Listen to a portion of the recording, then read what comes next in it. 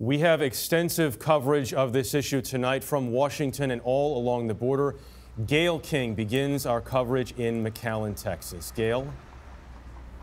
Jeff, there is so much to discuss here. Immigration, as you know, and how to fix it is a very complicated issue. But Americans on every side of it have been troubled by the images that they're seeing on their TV screens. Immigrant children and their parents being held separately. It is striking that all the first ladies, as you point out, all of the mothers, are speaking out so strongly against the policy. We have talked to law enforcement officers here. Many of them have children too, and they tell us, listen, we don't make the immigration laws, but it is our job to enforce them. We've also been talking to people, many of them came to the United States fleeing violence and oppression in Central America. We'll have more of their stories later on in this broadcast. But first, and right now, my colleague David Begnaud got a look inside one of the facilities and tells us what he saw and what he heard. This is the video the government gave us to show you. We were given 15 minutes to write down what we saw. We couldn't bring our cameras. Men, women, and children are kept in large fenced-in cages. They are segregated according to how they cross the border. We were talking about very, very high numbers.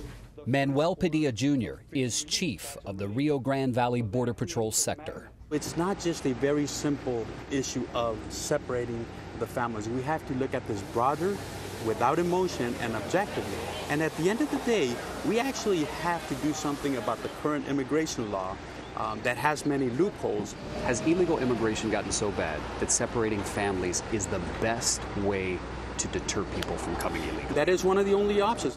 The process is complex with many variables, but generally, under the zero-tolerance approach, after parents are subject to criminal proceedings, minors are reclassified as unaccompanied alien children. 72 hours is the maximum holding time until they are placed in one of approximately 100 shelters. The goal is placement with a family member who's already living in the U.S. If a parent seeking a claim of asylum is denied, the policy is for them to be reunited with their child, but that process can take weeks. We wanted to know what the people of McAllen think about what's happening. Whether you like him or not, Trump, he at least is trying to do something to secure our country. This is Rudy Cisneros, a Mexican-American Army veteran. And again, not taking away from what these kids are going through, and I understand people want a better life, but there's a process and there's a way. We are a nation of laws. I've seen them before, like right there. You might think Belinda Garcia would support the president's policies.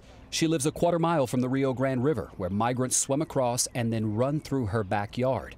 She says her fence is bent because of it. Yet she doesn't support the zero-tolerance policy of prosecuting every person who enters illegally, and she doesn't want to see families separated. I don't think they should be prosecuted just because they're crossing the border.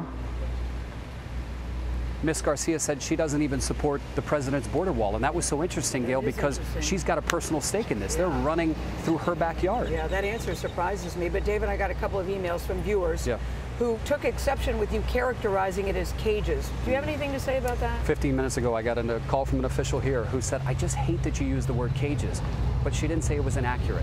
People may not like it, but it's a fact, and it's a reminder that on both sides of this issue, there's a lot of emotion. It's hard to describe it anything but cages when you look at it, but thank you very much. You always painted such a picture. Thank you, David.